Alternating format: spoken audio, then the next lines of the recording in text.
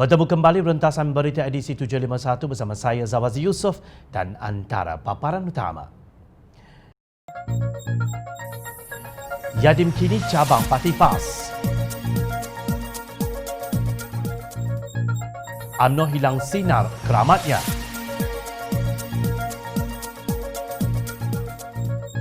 COVID-19 kluster politik henti tindakan 2 darjah. Hina sangatkah guna nama Tabitha Kemas?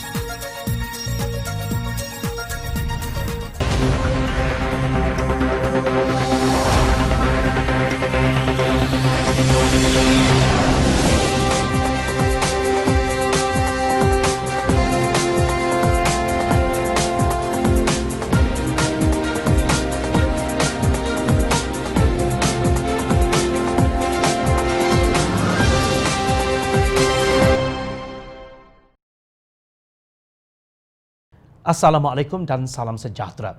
Yayasan Dakwah Islamiah Malaysia atau YADIM merupakan sebuah badan amanah yang telah didaftarkan di bawah Trust Incorporation Ordinance 1952 yang bertanggungjawab kepada Perdana Menteri. Tujuan penubuhannya adalah untuk menyelaras pelbagai aktiviti serta program dakwah di negara ini. Logiknya YADIM bukan badan politik kerana rahmat Islam terbuka untuk semua ahli parti politik, tidak kira terdiri daripada bangsa apa. Ingat lagi tak ketika pelantikan Nik Omar Nik Aziz sebagai yang dipertua YADIM, Pakatan Harapan dikecam di setiap sudut oleh PAS kerana melantik ahli politik dalam takbir urus YADIM. Namun setelah PAS dan sekutunya bersatu, pengkhianat keadilan, UMNO dan GPS merampas kuasa melalui tubuh atap. Begitu laju mereka mengambil alih YADIM. Siapa yang mereka lantik kalau bukan ahli Majlis Syura Ulama Parti itu, Nasruddin Hassan. Antara ahli lembaga pemegang amanah YADIM termasuk Datuk Dr. Nur Hafizah Musa, isteri kepada Dr. Azhar Yaakob, ahli Dewan Ulama PAS Pusat. Itu bukan politika. Tidak cukup dengan mencemarkan YADIM dengan ahli politik, kini Nasruddin melantik mereka di kalangan 9 ikon dakwah. Nama yang tersenarai sebagai ikon dakwah termasuk ahli lembaga pemegang amanah YADIM sendiri, Datuk Dr. Nur Hafizah Musa dan ahli jawatan kuasa Dewan Ulama PAS Pusat, Ahmad Dusuki Abdurrani. Mereka akan berperanan sebagai duta YADIM dalam program pembangunan dakwah, membantu mengimarahkan lagi aktiviti-aktiviti badan dakwah ini kepada masyarakat dan membantu dalam pembangunan dakwah melalui medium penulisan. Mereka juga akan bertindak sebagai panel pakar dalam pengisian program-program dan memberi khidmat nasihat selain menjadi rakan strategi YADIM dalam mempromosi dakwah melalui platform media massa dan media sosial menurut laporan YADIM. Tindakan itu seperti kata pepatah masuk ke dalam bakul dan angkat diri sendiri. Sudah seperti tidak ada orang lain di Malaysia untuk dijadikan ikon dakwah. Kononnya, ikon dakwah merupakan satu lagi usaha YADIM melestarikan gerakan dakwah menerusi ikon lantikan yang dikenal pasti sebagai figura yang berimej positif kepada masyarakat. Namun paling tidak masuk akal, acara pelantikan disempurnakan oleh Menteri Besar Kelantan, Datuk Ahmad Yaakob yang juga Timbalan Mursyidul Ampas. Adakah YADIM sudah menjadi cawangan Parti PAS? Apa pula sumbangan Ahmad Dusuki dalam pembangunan dakwah di Malaysia? Untuk rekod, Majlis Agama Islam Selangor, MAIS, pernah menggantung sementara tauliah Ahmad Dusuki selepas terpalit kontroversi doa laknat kehancuran Pakatan Jahat dipercayai merujuk kepada Pakatan Harapan pada Mac 2018. Pakar doa laknat layak dilantik sebagai ikon dakwah menurut penilaian yang dipertua YADIM yang juga ahli jawatan kuasa kerja PAS Pusat. Kalau begitu, kenapa tidak lantik saja Mukhtar Senik? Bukankah beliau ahli jawatan kuasa kerja PAS Pusat dan juga ahli Dewan Ulama PAS? Adakah Mukhtar yang vokal di media sosial itu tidak cukup imej positif kepada masyarakat? Mohon Menteri Agama, Datuk Dr. Zulkifli Mohamad menjawab persoalan ini. Sudah-sudahlah menunggang agama, jangan pergodakan YADIM pula. Nampaknya sinar keramat Parti UMNO semakin pudar. Pemimpin-pemimpin tertinggi parti itu terus berantakan secara terbuka di media sosial. Baru-baru ini, Ahli Parlimen UMNO Padang Rengas, Datuk Seri Nazri Aziz, meminta Tan Sri Anwar Musa masuk bersatu setelah beliau dilihat berbeza pendapat dengan Timbalan Presiden, Datuk Seri Muhammad Hassan. Timbalan Ketua UMNO bahagian Putrajaya, Tun Faisal Ismail Aziz pula berang dengan tindakan Nazri mempersoalkan kewibawaan Anwar. Kalau orang lain berkata demikian, mungkin saya boleh terima lagi. Tetapi kalau Nazri, tidak payahlah. Katanya dalam kenyataan di laman Facebooknya. Terdahulu Presiden UMNO Datuk Seri Dr. Ahmad Zahid Hamidi membayangkan parti itu mungkin keluar daripada gabungan Kerajaan Perikatan Nasional. Untuk berkongsi hidup, apatah lagi berkongsi kuasa, keikhlasan dan kejujuran merupakan prinsip utama perkongsian. Apabila keikhlasan dan kejujuran diketepikan, sebarang perkongsian harus dinilai semula, katanya dalam satu hantaran di Facebook. Keluhan Zahid itu dipercayai berhubung kedudukan Ketua Menteri Sabah yang kini terlepas kepada Datuk Haji Jinor dari Bersatu, walaupun UMNO parti yang memenangi paling banyak kerusi. Berikutan dengan itu, Muhammad berkata UMNO tidak boleh membiarkan episod pilihan raya Sabah menjadikan kedudukannya seperti kata pepatah, biar Allah sabung asal menang sorak.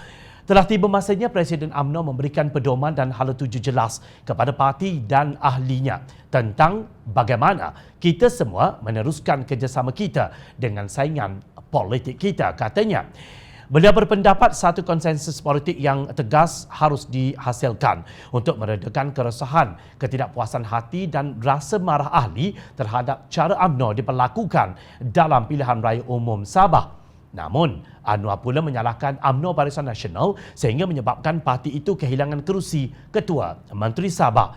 Menjelang jam 3 petang pada hari mengundi, hanya 7 daripada 41 kawasan melepasi garis kritikal. Artinya, jentera BN masih lemah atau data tidak tepat dan salah cula, katanya, seperti dipetik Malaysia Kini. Kenyataan Anwar yang juga Setiausaha Agung Barisan Nasional dilihat sebagai membela Bersatu dan memperkecilkan kenyataan timbalan Presiden UMNO itu. Sedangkan ramai pemimpin UMNO kecewa dan mempersoalkan keikhlasan parti tersebut terutama pada pilihan raya negeri Sabah baru-baru ini.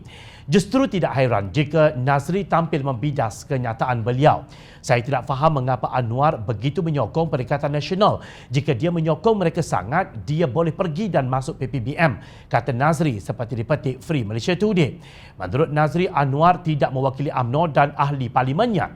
Siapa Anwar Musa berbanding Tok Mat, iaitu Muhammad Hassan. Tok Mat mengalahkan Anwar dalam merebut jawatan timbalan Presiden. Beliau menang, Anwar kalah, kata Nazri.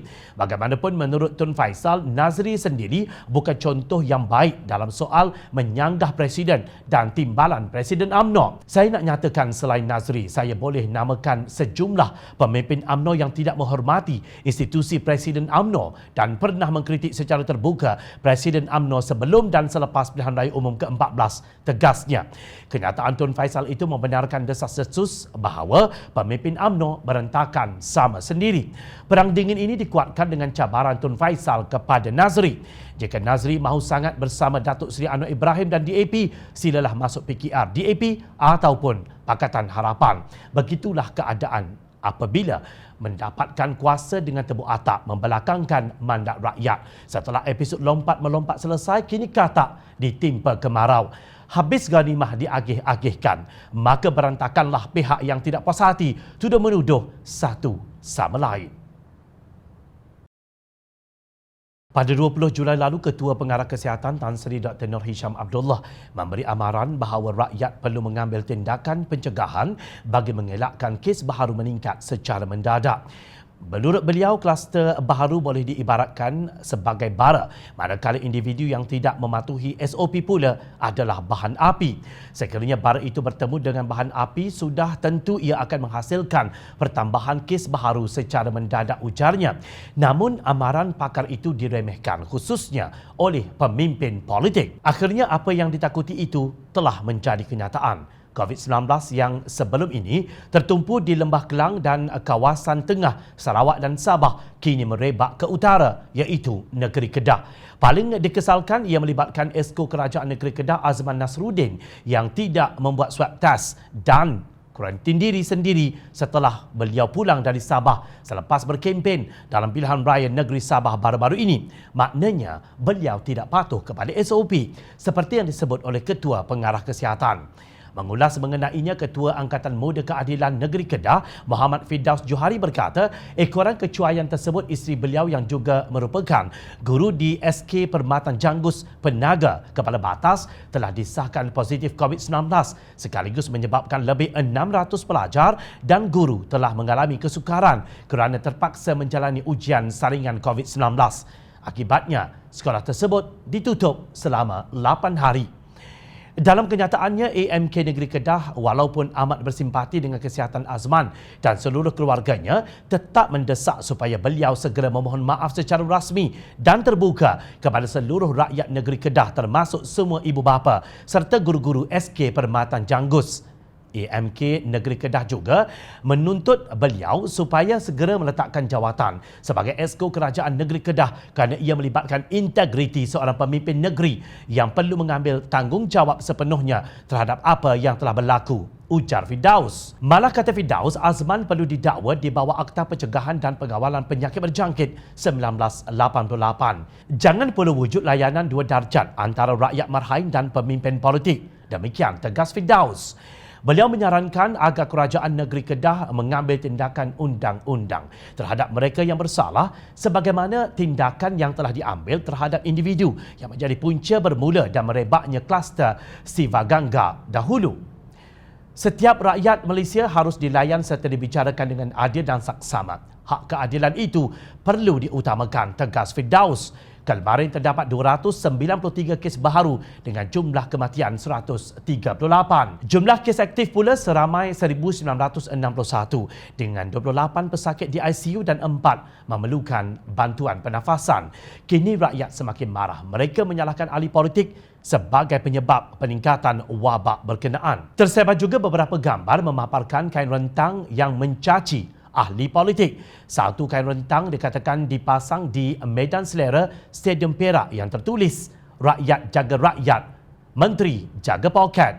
Manakala satu lagi dipercayai dipasang di sebuah jejantas berhampiran atau berhadapan Hospital Raja Permaisuri Bainun Ipoh dengan tertulis kata kesat berikut, "Keadaan politik negara yang tengah panas". Sehingga hari ini sudah lebih 3 bulan masih lagi tiada tindakan yang diambil terhadap Menteri Perusahaan, Perdagangan dan Komoditi Datuk Dr. Khairuddin Aman Razali yang gagal menjalankan kuarantin diri selepas pulang dari Turki. Hendak ke mana ahli politik Perikatan Nasional ingin membawa negara ini? Yang jelas ini bukan jalan menuju ke arah keselamatan rakyat dan negara seperti yang mereka cadangkan ketika melakukan rampasan kuasa menerusi langkah Sheraton pada Februari dahulu.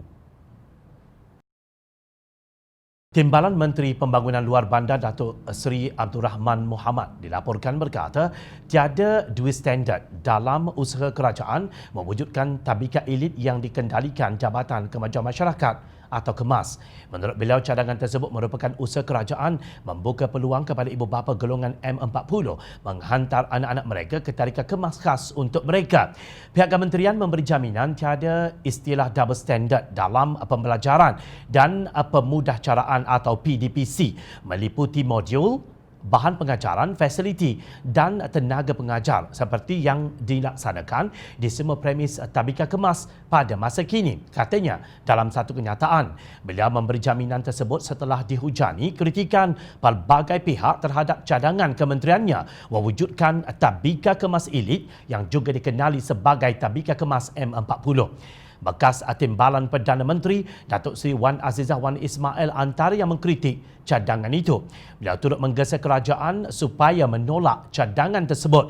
Katanya penubuhan tabika seumpama itu akan melebarkan jurang antara golongan B40 dan T20 dan akhirnya boleh menyebabkan keretakan perpaduan masyarakat. Bekas Menteri Pembangunan Wanita, Keluarga dan Masyarakat berkata, berdasarkan Pertubuhan Kesihatan Sedunia WHO, wawasan strategik dalam pendidikan awal kanak-kanak perlu menitik beratkan kualiti persekitaran yang membina termasuk pendekatan hidup dan pendidikan yang melibatkan ibu bapa, penjaga, keluarga dan masyarakat. Malaysia seharusnya melangkah ke arah pendemokrasian pendidikan awal kanak-kanak yang dapat memberikan kesaksamaan pendidikan yang berkualiti, katanya dalam satu kenyataan. Menurut Wan Azizah, WHO berpendapat kerajaan dan masyarakat sivil harus bekerjasama dengan keluarga bagi menyediakan akses yang saksama kepada semua kanak-kanak kepada persekitaran yang berkualiti lagi membina.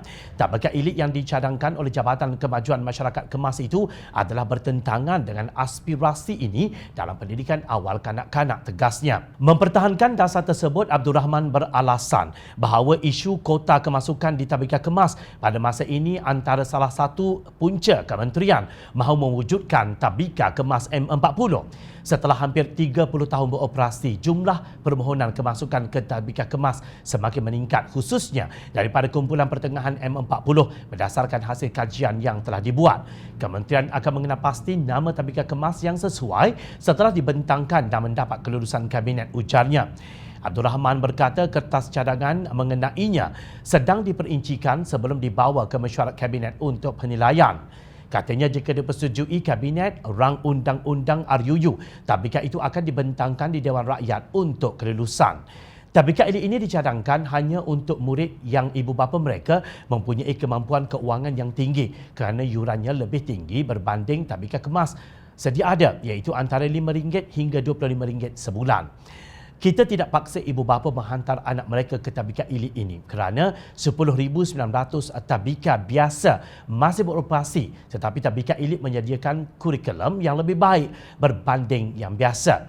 Jika kabinet bersetuju, kita akan wujudkan projek perintis di kawasan tertentu khusus untuk ibu bapa daripada M40, katanya, seperti dipetik Berita Harian. Nampak tak? Di sebalik berkata tiada duit standard, Abdul Rahman masih mahu membezakan antara Tadbirkan Kemas dengan tadbirkan elit yang ingin diwujudkannya. Tadbirkan Kemas ditubuhkan oleh UMNO Barisan Nasional, dikenali Kemas yang kita tahu digunakan oleh parti itu untuk mengukuhkan kedudukannya di kalangan orang Melayu luar bandar. Kini mereka sendiri seolah-olah memperlekehkan Tadbirkan Kemas sampai hendak membina tadbirkan khas untuk anak-anak golongan M40. Sedangkan apa yang harus dilakukan hanyalah mengubah RUU sedia ada agar golongan M40 boleh menghantar anak mereka ke Tadbirkan Kemas dengan bayaran berbeza berdasarkan pendapatan. Menubuhkan tadbirkan khas untuk anak golongan M40 tidak kira apa namanya, tetap satu diskriminasi dan tidak boleh diterima. Titik. Teruskan bersama kami di Jom Channel dan layari portal Jom Channel untuk mendapatkan berita politik tanah air. Saya Zawaz Yusof, terima kasih untuk perhatian anda. Assalamualaikum, salam sejahtera. Kita jumpa lagi.